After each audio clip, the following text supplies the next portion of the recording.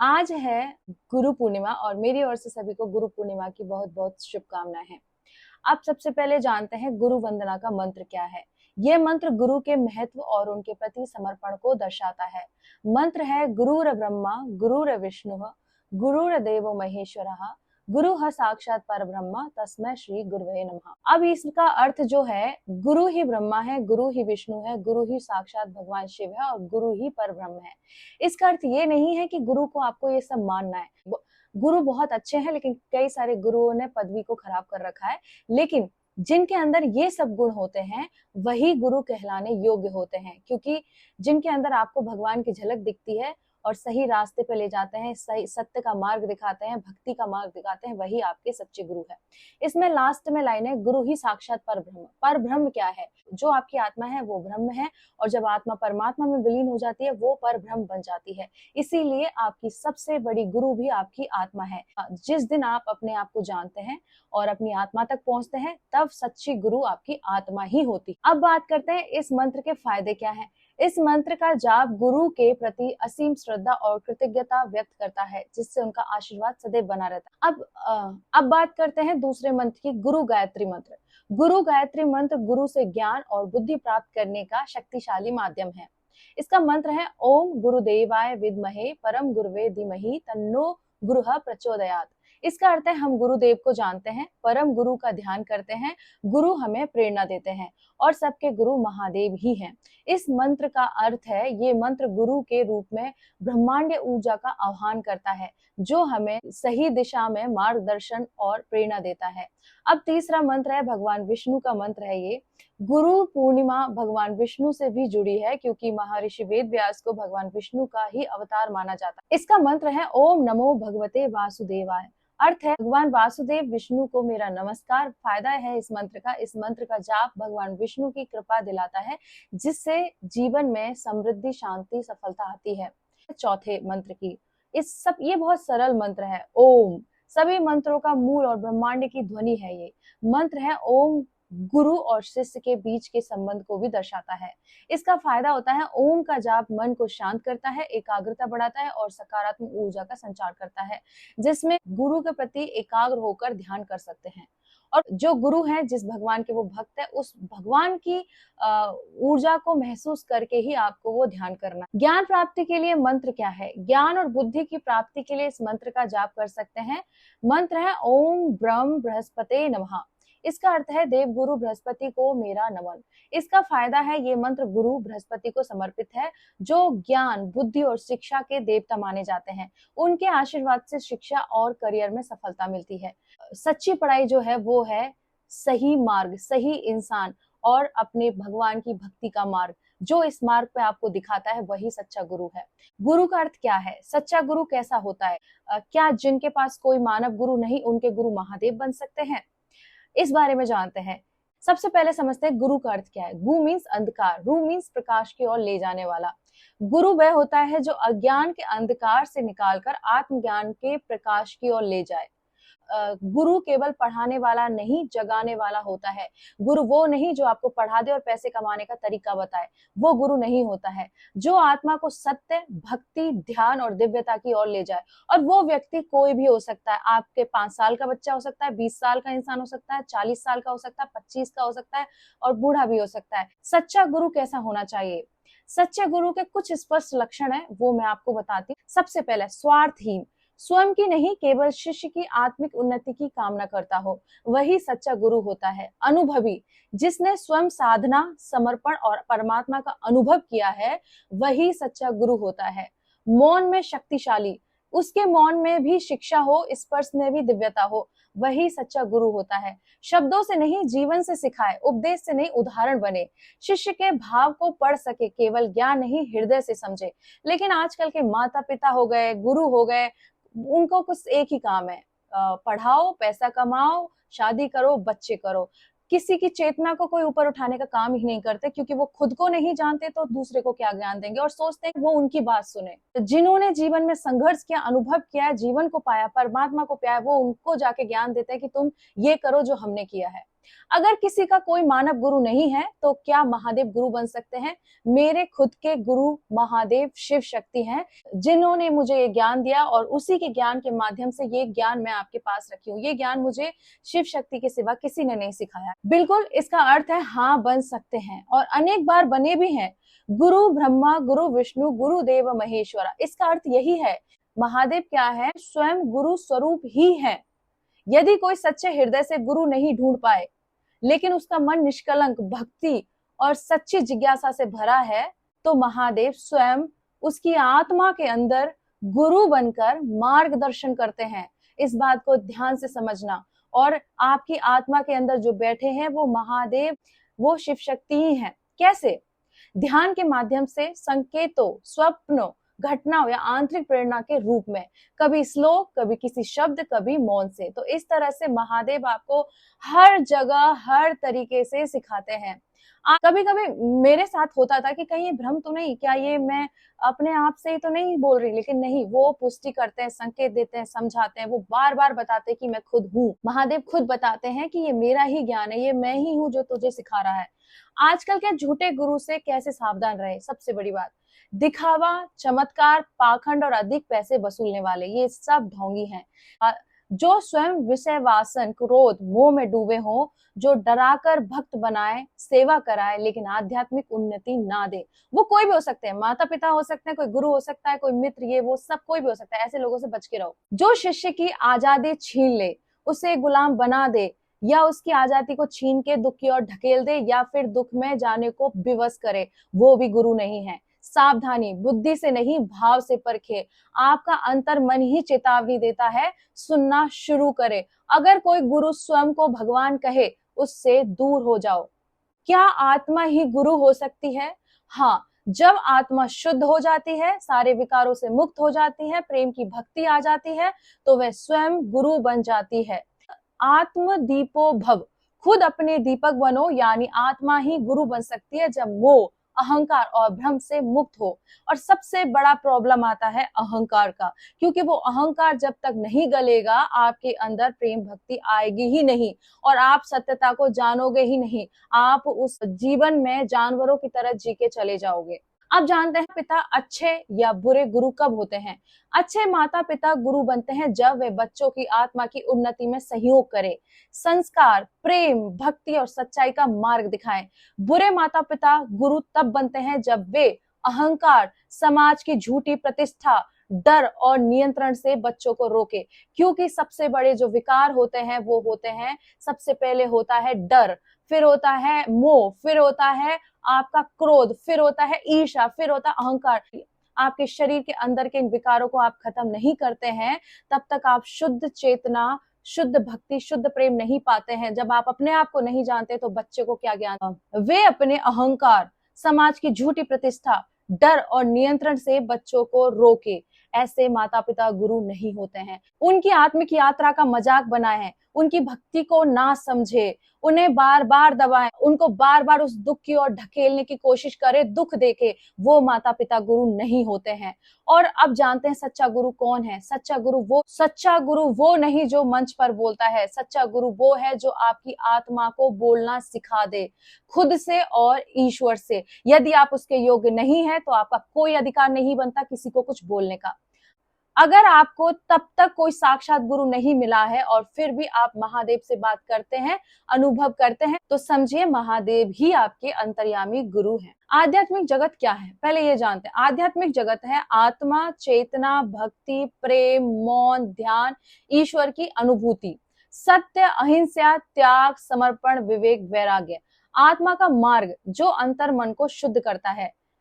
कुछ लोग होते हैं ज्ञान तो देते हैं लेकिन आत्मसात नहीं करते हैं, बस बोलने को है। लेकिन कुछ लोग बोलते भी हैं और आत्मसात भी करते हैं। जो मैंने आपको बताया है, मैं कौन हूं से लेकर मैं ही वह हूं, मतलब अहम ब्रह्मास्मि। ये जो अहम ब्रह्मास्मि का अर्थ जो होता है वो स्वयं गुरु होता है। स्वयं गुरु कौन है? कि उसके गुरु स्वयं महादेव या शिव शक्ति बन जाते हैं और वही उसको ज्ञान देते हैं और वही ब्रह्मास्मि होते हैं। जो भौतिक जगत में किसी को गुरु नहीं मिल पाता है। अब भौतिक जगत क्या है? शरीर, पैसा, रिश्ते, वस्त्र, मकान, नाम, शोहरत, सोशल मीडिया, सत्ता, लालच, अहंकार, प्रतिस्पर्धा, मोह, कामना। अब देख लीजिए ये जो जिसके अंदर भी हैं, जिनको नहीं भी लगता है कि मेरे अंदर नहीं है, तो वो गुरु तो बनने योग्य है ही नहीं, चाहे वो कोई भी हो। क्योंकि इन चीजों से जो ऊपर उठ के भक्ति के मार्ग पे चलता है और जो आत्मा को प्राप्त करता है, वही गुरु बनने योग्य है, वही ज्ञान देने योग्य है, वही परमात्मा से मिलाने या चेतना से मिलाने के योग्य है। ये दिखने वाला संसार है जो सुख देता है लेकिन स्थायी नहीं है। क्या करती है? भीतर की चेतना को जगाती और वही शरीर भारी वस्तुओं में उलझाता है। आत्मा दिशा दिखाती है, भीतर की यात्रा कराती है, लेकिन शरीर बाहर की दौड़ में लगा रहता है। आत्मा में फल मिलता है शांति, आनंद, मुक्ति। शरीर में जो मिलता है वो सुख है, परंतु अस्थिर। आत्मा सत्य है, सनातन है, और वही शरीर बदलता रहता है। आध्यात्मिक व्यक्ति को भौतिक जगत में कैसे रहना चाहिए? जैसे कमल की पंखुड़ी जल में रहकर भी उससे अछूती रहती है, उस तरह आत्मा को संसार में रहकर भी उसमें लिप्त नहीं होना चाहिए। लोगों को क्या समझाएं? एक जागृति का संदेश मैं आप लोगों को देती। संसार में सब कुछ मिलेगा पर आत्मा नहीं मिलेगी। जब तक आत्मा नहीं मिलेगी तब तक सब अधूरा है। आध्यात्मिक कोई धर्म नहीं, ये आत्मा की जरूरत है। भक्ति करो लेकिन अंध भक्ति नहीं, ध्यान करो लेकिन प्रदर्शन के लिए नहीं। ईश्वर को देखो लेकिन आंखें बंद करके, मन के भीतर। आध्यात्मिकता जगाती है। संसार में सब है पर शांति नहीं, आत्मा में शांति है पर दिखती नहीं। आध्यात्मिक तो वो दीपक है जो संसार के अंधेरे में आत्मा को बचाए रखता है। जो खुद को जान गया वही ईश्वर को पा गया। यहाँ लोग खुद जानते नहीं है, दूसरों को ज्ञान देते रहते हैं।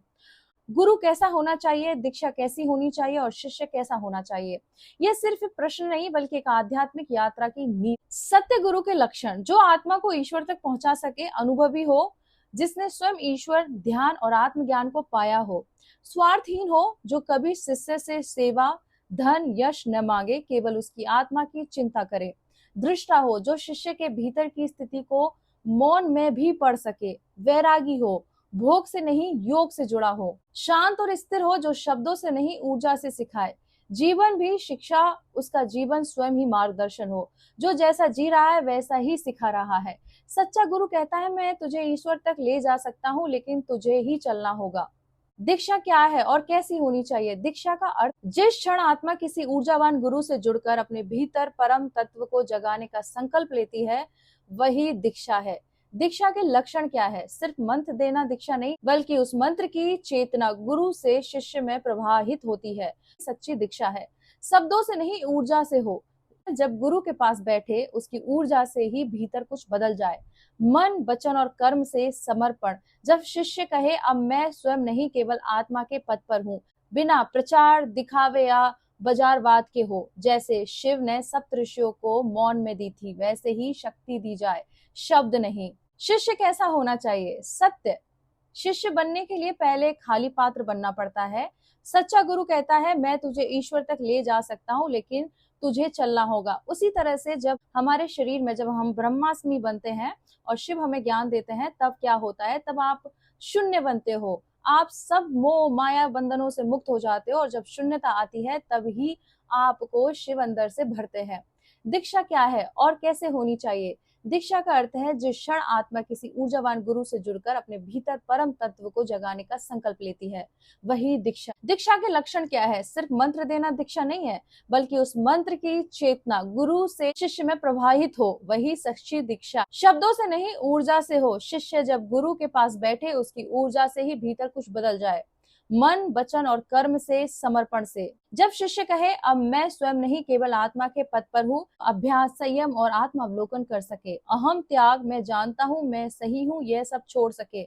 श्रद्धा, जो गुरु के शब्दों और मौन दोनों को समझ सके। सेवा भाव, केवल गुरु की नहीं, सृष्टि की सेवा को भी पथ मानता हो। गुरु तब तक कुछ नहीं दे सकता जब तक शिष्य खुद को देने को तैयार न हो। और भगवान का भी वही है कि जब तक आप खुद नहीं चाहेंगे भगवान से मिलने को, भगवान को जानने को, तब तक भगवान ना खुद से मिलाएंगे। बस कृपा कर सकते हैं, धन दौलत ये वो दे सकते हैं, लेकिन खुद से नहीं मिला सकते। गुरु जो सत्य की ओर ले जाए, न कि डर की ओर। दीक्षा जो मन नहीं आत्मा को बदल दे। दीक्षा का मतलब ये नहीं कि गुरु मंत्र लिया और जपने लगे, नहीं, आपकी आत्मा बदलनी चाहिए। शिष्य जो मिट जाए ताकि परमात्मा उसमें बस जाए, ऐसा शिष्य होना चाहिए। आजकल जो गुरु और शिष्य बनकर पाखंड करते हैं, झूठी बातें फैलाते हैं, लोगों का शोषण करते हैं, उन्हें क्या दंड मिलेगा? यह प्रश्न न केवल धार्मिक दृष्टि से बल्कि आत्मिक और सामाजिक दृष्टि से भी अत्यंत आवश्यक है। जब आप आत्मसात करते हैं और परमात्मा को प्राप्त करते हैं, आपके पास सिर्फ कुछ चीज बचती है, धर्म, सत्य और जन कल्याण, और हर किसी इंसान के अंदर उस शिव की चेतना को जगाना। शास्त्र, धर्म, कर्मफल सिद्धांत और ईश्वरीय न्याय के आधार पर हम इस बात को समझते हैं। पहली बात, पाखंडी गुरु कौन? जो स्वयं भोग में डूबे हो फिर भी योग की बात करे, जो दिखावे से धर्म बेचते हैं और भक्तों की श्रद्धा से व्यापार करते हैं, जो स्वयं को ईश्वर का अवतार कहकर भक्तों को अंधा बनाते हैं। ऐसे लोग गुरु नहीं दुकानदार होते हैं और इनका कर्म ईश्वर के नियमों के विरुद्ध होता है। शास्त्रों में कहा गया है ऐसे पाखंडी गुरु के लिए, मनुस्मृति में लिखा है, जो धर्म का रूप बनाकर अधर्म करता है वह नरक का सबसे गहरा भाग पाता है। श्रीमद् भागवत में लिखा हुआ है, जो गुरु मोह, माया और स्वार्थ में लिप्त हो उसे त्याग देना। महाभारत अनुशासन पर्व में लिखा है, झूठे गुरु द्वारा दी गई दीक्षा, झूठा ज्ञान और दिखावटी साधना, ये सब न केवल व्यर्थ है बल्कि अधर्म है। और वो कोई भी गुरु हो सकता है, आपके घर में, आपके बाहर, कहीं भी। ऐसे गुरु और झूठे शिष्य का क्या दंड मिलता है? ईश्वर का न्याय क्या होता है? उनका अगला जन्म अधोगति में होता है, अंधता, विकलांगता, कंगाल जीवन या मौन में घुटन। उनका ध्यान कभी फलदायक नहीं होता, चाहे वे लाख मंत्र जाप करे। उनकी भक्ति बंद हो जाती है और वो आत्मिक सूखेपन से पीड़ित रहते हैं।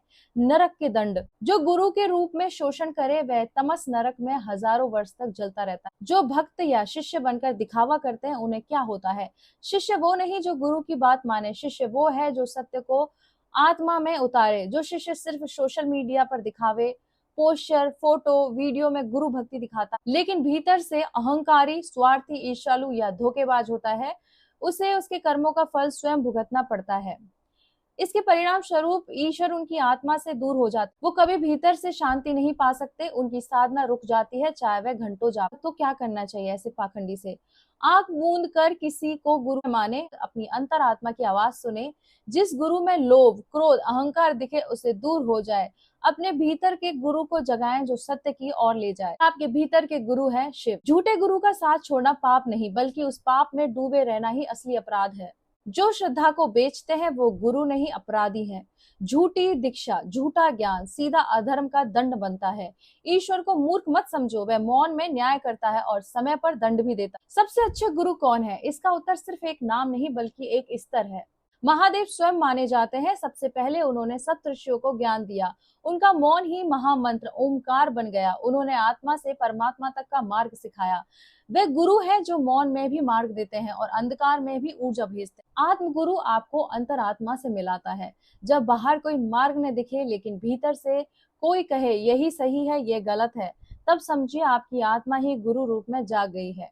और यदि आपको आत्मसात करना है तो अष्टवक्र गीता है, उसे जरूर पढ़े। आत्मगुरु तब बनता है जब मन शांत हो, मोह और डर कम हो, आप भीतर से सत्य की तलाश में हो। सच्चे साधक संत जो खुद को मिटाकर ईश्वर से जोड़ते हैं, जैसे रैदास, नानक, दादू, बुद्ध, वशिष्ठ और अभी की डेट में प्रेमानंद, सदगुरु, जो भौतिक जीवन भी जीते हैं और आपको परमात्मा के रास्ते लेके जाते हैं। भोग नहीं, योग और त्याग से जुड़े हो, किसी पंथ से नहीं, प्रेम और अनुभव से जुड़ते हो। शिष्य को अपने जैसा नहीं, उससे भी ऊपर उठाना चाहें। अब बात करते हैं माँ। पहली गुरु माँ ही वो है जो बिना ग्रंथ पढ़ाए धर्म सिखा देती है, जो शब्दों से नहीं प्रेम से दीक्षा देती है। माँ का हृदय, माँ की नजरें, ब्रह्म ज्ञान से पहले का पहला स्पर्श होता है माँ। लेकिन माँ भी तब तक सिखा सकती है जब तक वो इस शरीर की कुछ सीमाओं तक बंधी है, लेकिन जब तक उन्हें खुद भी आत्मा का बोध नहीं है उसके आगे की यात्रा वो नहीं सिखा सकती। प्रकृति भी गुरु है। वृक्ष सिखाते हैं झुको, देते जाओ लेकिन झुकते रहो। सिखाती है बहो लेकिन पवित्र रहो। आकाश सिखाता है सब समाहित करो लेकिन खाली रहो। माँ और पिता पहले शिक्षक होते हैं, लेकिन वो भी तभी तक है जब तक उनको जितना ज्ञान है, लेकिन उसके आगे का ज्ञान उन्हें तब मिलेगा जब वो खुद इन विकारों से मुक्त होकर और अपने अंदर की प्रेम भक्ति को जगाते हैं और इस सांसारिक, सामाजिक और इस अपने शरीर के बंधनों से मुक्त होकर जब आप साथ करते हैं तब वो ज्ञान देते हैं, तो वही उसके बाद असली गुरु होते हैं। शिक्षक भी आपके गुरु होते हैं, लेकिन वो सही मार्ग दिखाएं। तो प्रकृति जो सिखाए बिना बोले। सबसे बड़ा गुरु वो है जो तुम्हें खुद का अनुभव कराए। महादेव जब मौन में मिले वही सच्चे गुरु का आरंभ। जिसके मानवीय गुरु न हो, क्या महादेव स्वयं उसके गुरु बन सकते हैं? अगर हाँ, तो कैसे बनते हैं और कैसे सिखाते हैं?